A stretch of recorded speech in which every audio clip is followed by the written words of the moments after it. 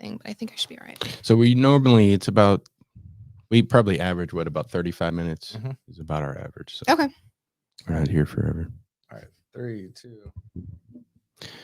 Hey guys, welcome back to another episode of Endure Athletics Podcast. Today we're joined by a new friend of ours, Danielle Kovach. Did I say it right? You did. Hey, yes. Props.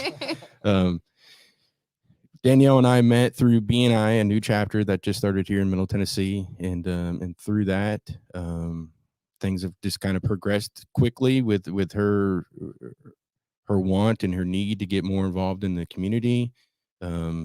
She just joined the board of directors for Endure Athletics. So, Danielle, welcome. Thank you for coming out this morning. Thank you so much. I'm so glad to be here. Yeah, thank you.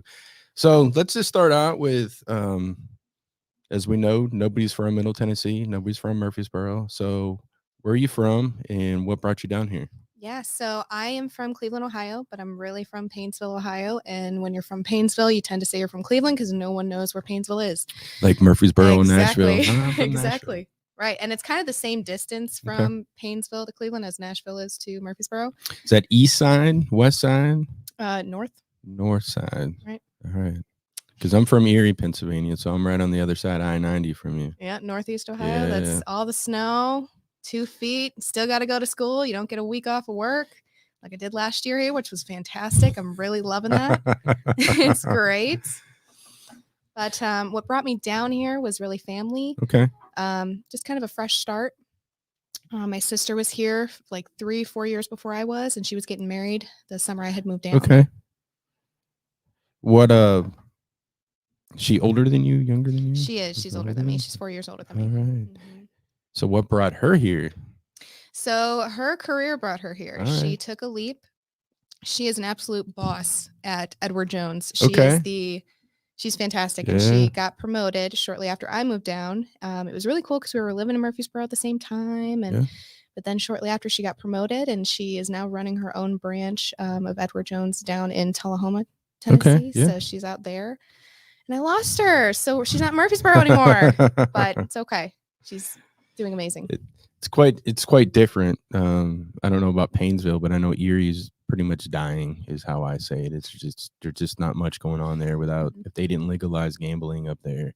I don't know how much would still be going on. Were you amazed at difference when you came here and seen like the growth and the opportunity? Was that a lot of it? It was crazy. I thought traffic was bad in Ohio. Yeah. Tennessee got nothing on Painesville, Ohio, but it was definitely a change, but it was very welcoming to come here and to see how nice. And I mean, the culture here is just fantastic. Mm-hmm. Everyone is so friendly, and the Southern hospitality is true. Yeah, it's true. So I found that to be true too. But then I came down here and I married my wife, and she's from Detroit. So I don't know. I just didn't get along with many of them, I guess. But redhead from Detroit too. On top of that, just to add. Yeah, everyone up north is quite unfriendly. Quite unfriendly, you know, and it's that's funny. Yeah, quite unfriendly. So you moved down here and you instantly just wanted to get plugged in more and more into the community. Why is that? Why is that so important to you? So up in Ohio, I didn't really have that option to kind of get plugged in or really know how to start. And I noticed with the bank that I had gotten into, they really pushed networking and getting out in the community. And it's always been something that's close to me. The one that you're with now? Correct. Yes. And it's always been close to me to help people. That's always been my top goal growing up, is to help as many people as I possibly can. It's a good goal to have. Yes. And it's something that I think we kind of lose a little bit, is we can kind of, be set in our ways a little bit, maybe be a little selfish, and we need to learn how to give back, and we need to learn how to help those who need our help. Yeah. Yeah. Very well said. So through that, I mean, you dove excuse me, got right into BNI right here locally, and you are the president of this BNI chapter. Would you like to tell our audience a little bit more about what BNI is and why they should get involved and what that looks like? Yes, of course. BNI is fantastic. It was something that I was, again, very new to. I didn't know it existed until I moved here. Mm-hmm. I am the president of BNI Referral Gateway, who is a Murfreesboro chapter, and it is absolutely fantastic. It is a networking group that basically your seat is your seat. It is very exclusive, and it's very nice. Our chapter, we're known to be the ones that lead with the heart, because it really is a family. And I really encourage anyone who's interested in networking or trying to get plugged in to reach out to me or our top three, Jennifer Otto, Stacy Webb, to kind of come in, visit, and see how it Absolutely. Goes. And we'll drop your email in the comments below when this drops. So through BNI, that's how you and I connected. I was a part of it. Now True's there for us, representing our organization. What immediately when I talked, you wanted to talk, and we just connected real quick. What connected you with Endure and the mission of Endure that you wanted to get even more involved?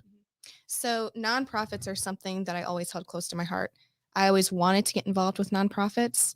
I think they're absolutely fantastic. And when I heard Endure, I remember when you first came on and I heard you talk about it, I was like, I need to get in with you. Like this is it, because it helps the next generation. It's helping kids, and not only any kids, but homeless children that are the ones that need our help the most. And it's our job to instill that confidence and be able to tell them that they can reach any dream that they want to. No matter what situation you're in, you can accomplish anything. You could be helping the next president, the next firefighters, police officers, anyone. And you connected too, because your boyfriend was a Murfreesboro police officer. Yes. That worked the areas of these motels and different things that we served. And I thought that was very interesting that you got his perspective on,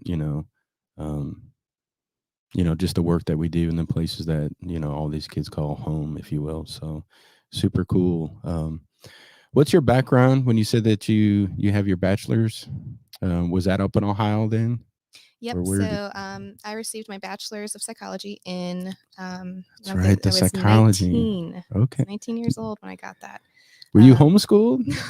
No, I did my junior and senior year of high school in college.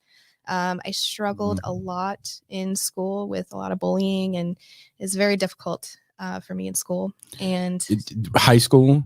Every school. Even college? College, it got better because I was in an environment where people had dreams and the same as I did, and they wanted to kind of increase their their life and better themselves. Absolutely. And so yes, I got my my degree from Lake Erie College, very small college, Painesville, Ohio. Yeah. Do they have a chapter in Erie? A chapter, like another smaller Lake Erie College in Erie? Honestly, I don't know. I doubt it. Can't think of what the heck that place is. If anything, I know they had partnerships with other schools. Okay. That they kind of had. So you went 19. It's impressive. It was a cool Why goal. Psychology? So that wasn't the original goal.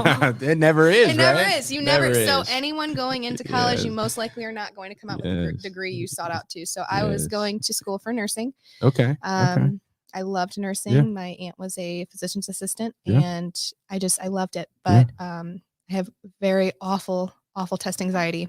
And my one semester, I took biology 2, chemistry 1, biomedical ethics, medical terminology, a psychology class. I took all this all in one semester, and it was very overwhelming. Yes. And my grandmother had sadly passed away, and it really took a toll on me mentally. And I said, I just need a degree. I need a degree. And I found psychology, but it wasn't just a degree to me because I loved what I was learning. And it was something that I just kind of grew off of, and learning about the human mind, learning about different people, the behaviors. It's super, super informative. And it's something that I think we need to teach more. I agree. And it can go through, every career to have, some psychology. Oh, yes. And it just, the kids that we serve, just having these counselors that are able to help them deal with, so many of their life challenges that they have.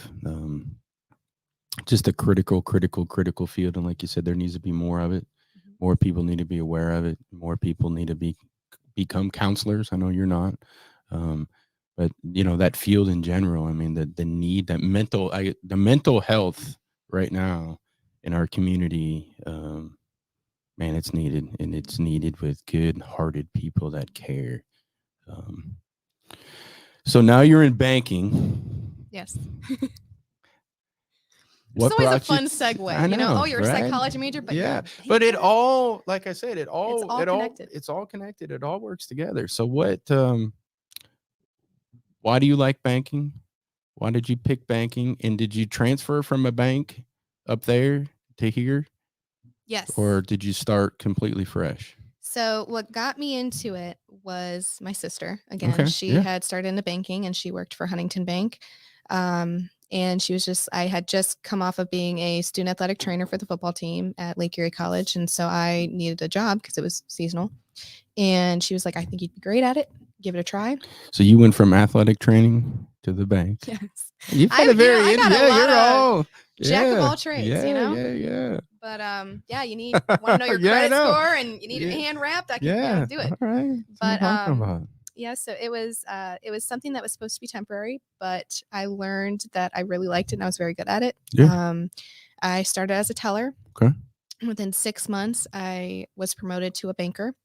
And then after, I think it was 2 years, I was promoted to an assistant branch manager, which was something that I was super, super proud of. Yeah.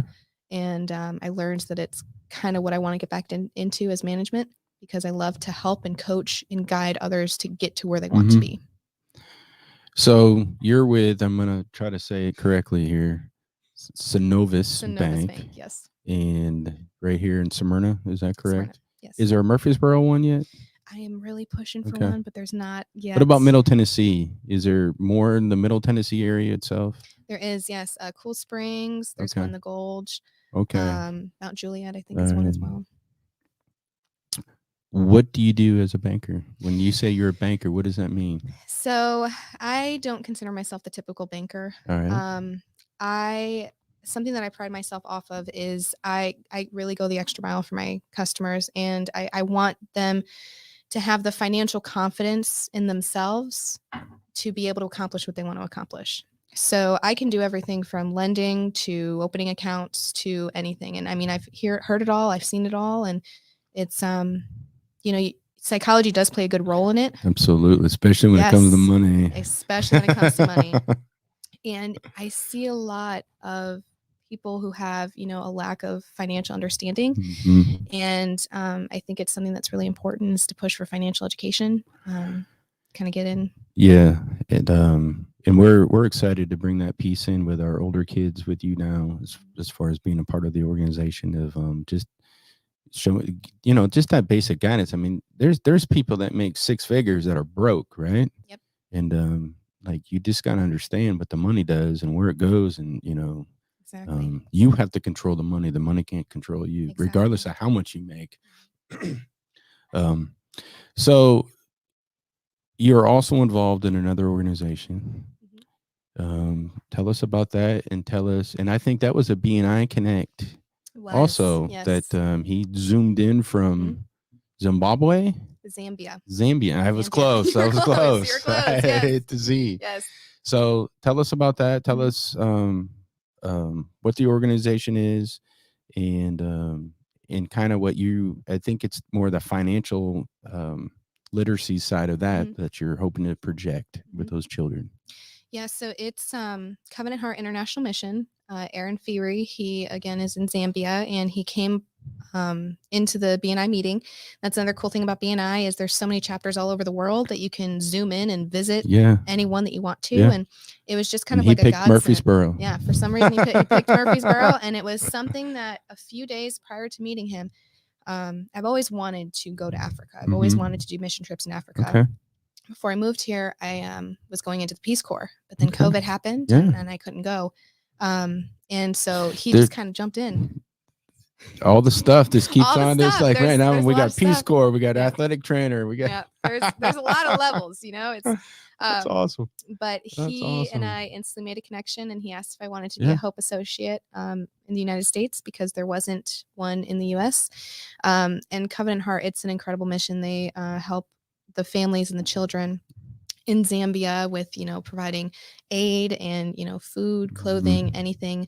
And I made a couple videos in the past for the children of the Chitakoku schools in Zambia, trying to get donations and health packs created for these children to send them off to school happy and confident. That's awesome. You know, it's well, our last guest that we had on here, we were just talking, you know, like the mission's not only here across the street, but it's across the world and across the country.